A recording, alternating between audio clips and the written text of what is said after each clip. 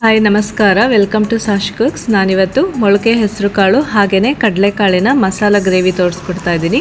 ಬನ್ನಿ ನೋಡೋಣ.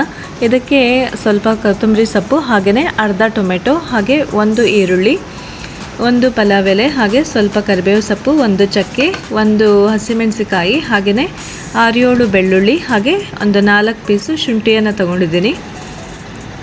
ಈಗ ಮಸಾಲೆಗೆ ಸ್ವಲ್ಪ 1 ಟೇಬಲ್ ಸ್ಪೂನು ಎಣ್ಣೆ ಹಾಕಿಬಿಟ್ಟು ಫ್ರೈ ಮಾಡ್ಕೊಳ್ಳೋಣ. ಇಲ್ಲಿ ಕುಕ್ಕರ್ನಲ್ಲಿ 1 ಟೇಬಲ್ ಸ್ಪೂನ್ ಆಯಿಲ್ ಹಾಕ್ಕೊಂಡಿದ್ದೀನಿ. ಅದಕ್ಕೆ ಒಂದು ಚಕ್ಕೆ ಹಾಗೆಯೇ ಒಂದು ಪಲಾವ್ ಎಲೆ ಹಾಗೆ ಶುಂಠಿ ಬೆಳ್ಳುಳ್ಳಿಯನ್ನು ಹಾಕ್ಕೊಳ್ತಾ ಇದ್ದೀನಿ. ಇದನ್ನು ಸ್ವಲ್ಪ ಆಯಿಲ್ನಲ್ಲಿ ಫ್ರೈ ಮಾಡ್ಕೊಳ್ಳೋಣ. ನೋಡಿ, ಇದಾದಮೇಲೆ ಒಂದು ಈರುಳ್ಳಿ ಹೆಚ್ಕೊಂಡಿದ್ನಲ್ಲ ಅದನ್ನು ಕೂಡ ಹಾಕ್ಕೊಂಡಿದ್ದೀನಿ ಇಲ್ಲಿ. ಓಕೆ, ಇದಾಗಿದೆ. ಇದನ್ನು ಸ್ವಲ್ಪ ಆರ್ಲಿಕ್ಕೆ ಬಿಟ್ಬಿಡೋಣ. ಹಾಗೆ ಅದೇ ಸೇಮ್ ಕುಕ್ಕರ್ನಲ್ಲೇ ಈಗ 2 ಟೇಬಲ್ ಸ್ಪೂನ್ ಎಣ್ಣೆ ಹಾಕ್ಕೊಂಡಿದ್ದೀನಿ. ಅದಕ್ಕೆ ಒಂದು ಹಸಿಮೆಣಸಿಕಾಯಿ ಹಾಗೆಯೇ ಒಂದು ಪಲಾವ್ ಎಲೆ, ಒಂದು ಚಕ್ಕೆ ಹಾಗೆ ಸಣ್ಣದಾಗಿ ಹೆಚ್ಚಿರ್ತಕ್ಕಂಥ ಈರುಳ್ಳಿಯನ್ನು ಹಾಕ್ಕೊಂಡಿದ್ದೀನಿ. ಇದು ಒಂದು ಈರುಳ್ಳಿ ತೊಗೊಂಡಿದ್ದೀನಿ. ಇದು ಪಲ್ಯಕ್ಕೆ ನಾವು ರೆಡಿ ಮಾಡ್ಕೊಳ್ತಾ ಇದ್ದೀವಿ ಈಗ. ಓಕೆ, ಸ್ವಲ್ಪ ಈರುಳ್ಳಿ ಕಲರ್ ಚೇಂಜ್ ಆಗೋವರೆಗೂ ಫ್ರೈ ಮಾಡ್ಕೊಳ್ಳೋಣ. ಹಾಗೆ ಇದಕ್ಕೆ ಸ್ವಲ್ಪ ಕರಿಬೇವು ಸೊಪ್ಪನ್ನು ಹಾಕ್ತಾಯಿದ್ದೀನಿ. ಈರುಳ್ಳಿ ಚೆನ್ನಾಗಿ ಫ್ರೈ ಆದಮೇಲೆ ಈಗ ಒಂದು ಆಲೂಗಡ್ಡೆಯನ್ನು ಹಾಕ್ತಾಯಿದ್ದೀನಿ, ಕಟ್ ಮಾಡ್ಕೊಂಡಿರೋದು. ಇದಕ್ಕೆ ನೀವು ಮುಳ್ಗಾಯಿ ಕೂಡ ಹಾಕ್ಕೊಳ್ಬೋದು. ಮುಳ್ಗಾಯಿ ಒಂದು 4-5 ಹಾಗೆ ಆ ಥರ ಹಾಕ್ಕೊಂಡ್ರೆ ಮುಳ್ಗಾಯಿದು ಕೂಡ ರುಚಿ ತುಂಬಾ ಚೆನ್ನಾಗಿರುತ್ತೆ ಈ ಗ್ರೇವಿಗೆ ಹಾಕ್ಕೊಂಡ್ರೆ. ಬನ್ನಿ, ಈಗ ಮೊಳಕೆ ಹೆಸರು ಕಾಳು ಮತ್ತು ಕಡಲೆಕಾಳನ್ನು ಹಾಕ್ಕೊಳ್ತಾ ಇದ್ದೀನಿ. ಈಗ ಇದರ ಉರಿಯನ್ನು ಈಗ ಕಡಿಮೆ ಮಾಡಿ ಬೇಯಿಸ್ಕೊಳ್ತಾ ಇದ್ದೀನಿ. ಇದಕ್ಕೆ 2 ಟೀ ಸ್ಪೂನು ಉಪ್ಪನ್ನು ಹಾಕ್ತಾಯಿದ್ದೀನಿ. ಹಾಗೆಯೇ 1/4 ಟೀ ಸ್ಪೂನು ಅರಿಶಿನ ಪುಡಿಯನ್ನು ಹಾಕ್ಕೊಳ್ತಾ ಇದ್ದೀನಿ. ಈಗ ಈ ಹೆಸರು ಕಾಳು ಮತ್ತು ಕಡಲೆಕಾಳನ್ನು ಸಣ್ಣದಾಗಿ ಬೇಯಲಿಕ್ಕೆ ಬಿಟ್ಬಿಡೋಣ. ಬನ್ನಿ, ಈ ಕಡೆ ಮಸಾಲೆಗೆ ರೆಡಿ ಮಾಡ್ಕೊಳ್ಳೋಣ. ಅದೇ ಟೈಮ್ನಲ್ಲಿ ನಾನೀಗ ಜಾರ್ನಲ್ಲಿ ಒಂದು ಅರ್ಧ ಟೊಮೆಟೊ ಹಾಕ್ಕೊಂಡಿದ್ದೀನಿ ಹೆಚ್ಕೊಂಡಿರೋದು.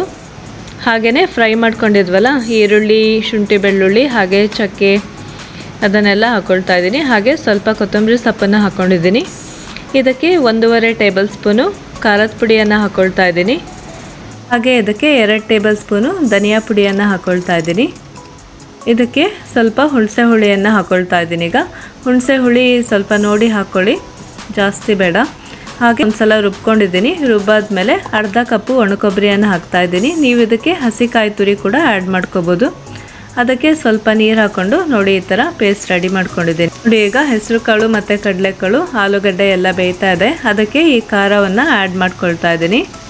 ಇದು ಬೇಯಲಿಕ್ಕೆ ಎಷ್ಟು ಬೇಕು ಅಷ್ಟು ನೀರನ್ನು ಆ್ಯಡ್ ಮಾಡಿಕೊಂಡು ಇದನ್ನು ಕುಕ್ಕರಲ್ಲಿ ವಿಷಲ್ ಹೊಡ್ಸ್ಕೊಳ್ಳೋಣ. ನಿಮಗೆ ಟೈಮ್ ಇದ್ದರೆ ನೀವು ಪಾತ್ರೆಯಲ್ಲೇ ಈ ಥರ ಬೇಯಿಸ್ಕೋಬೋದು. ಆದರೆ ಕುಕ್ಕರಲ್ಲಿ ವಿಷಲ್ ಹೊಡ್ಸ್ಕೊಳ್ಳೋದ್ರಿಂದ ಇದು ಸಾಫ್ಟಾಗಿ ಕುಕ್ಕಾಗಿ ಚೆನ್ನಾಗಿರುತ್ತೆ ತಿನ್ನಲಿಕ್ಕೆ. ನೋಡಿ, ನಾನೀಗ ಕುಕ್ಕರ್ ಮುಚ್ಚಳ ಮುಚ್ಚಿಬಿಟ್ಟು ಒಂದೇ ವಿಷಲ್ ಹೊಡ್ಸ್ಕೊಳ್ತಾ ಇದ್ದೀನಿ. ಒಂದು ವಿಷಲ್ ಸಾಕಾಗತ್ತೆ. ನೋಡಿ, ಈಗ ಮೊಳಕೆ ಹೆಸರು ಕಾಳು ಮತ್ತು ಕಡಲೆಕಾಳ್ದು ಗ್ರೇವಿ ರೆಡಿಯಾಗಿದೆ. ಈ ಗ್ರೇವಿ ಚಪಾತಿಗೆ ಹಾಗೆ ದೋಸೆಗೆ ಹಾಗೆ ರೊಟ್ಟಿ ಇದಕ್ಕೆಲ್ಲ ತುಂಬಾ ಚೆನ್ನಾಗಿರುತ್ತೆ. ಹಾಗೆ ಪೂರಿಗೂ ಕೂಡ ಸಖತ್ತಾಗಿರುತ್ತೆ. ಓಕೆ, ನೋಡಿ ಯಾವ ಥರ ಇದೆ ಗ್ರೇವಿ. ಇದಕ್ಕೆ ನಾನು ಜಾಸ್ತಿ ಮಸಾಲೆ ಎಲ್ಲ ಯೂಸ್ ಮಾಡಿಲ್ಲ, ಬರೀ ಚಕ್ಕೆ ಅಷ್ಟೇ ಹಾಕ್ಕೊಂಡಿದ್ದೀನಿ. ಇದಕ್ಕೆ ಚಕ್ಕೆ ಮತ್ತು ಇದು ಪಲಾವ್ ಎಲೆ ಹಾಕ್ಕೊಂಡಿದ್ದೀನಲ್ವ, ತುಂಬಾ ಟೇಸ್ಟಾಗಿ ಚೆನ್ನಾಗಿರುತ್ತೆ. ಅದರಲ್ಲೂ ನೀವು ಮುಳ್ಗಾಯಿ ಎಲ್ಲ ಹಾಕಿ ಮಾಡಿದ್ರೆ ಟೇಸ್ಟ್ ಇನ್ನೂ ತುಂಬ ಚೆನ್ನಾಗಿರುತ್ತೆ ಆಲೂಗಡ್ಡೆ ಜೊತೆ. ಕೂಡ ಈ ರೀತಿ ಸೇಮ್ ನಾನು ಏನು ಯೂಸ್ ಮಾಡ್ಕೊಂಡಿದ್ದೀನಿ ಮಸಾಲೆಗೆ ಅದೇ ರೀತಿ ಮಾಡಿ ನೋಡಿ, ತುಂಬಾ ಚೆನ್ನಾಗಿರುತ್ತೆ. ಇದು ಮೊಳಕೆ ಹೆಸರು ಕಾಳು ಮತ್ತು ಕಡಲೆಕಾಳು ಕೂಡ ಆರೋಗ್ಯಕ್ಕೆ ತುಂಬಾ ಒಳ್ಳೆಯದು. Okay, thanks for watching.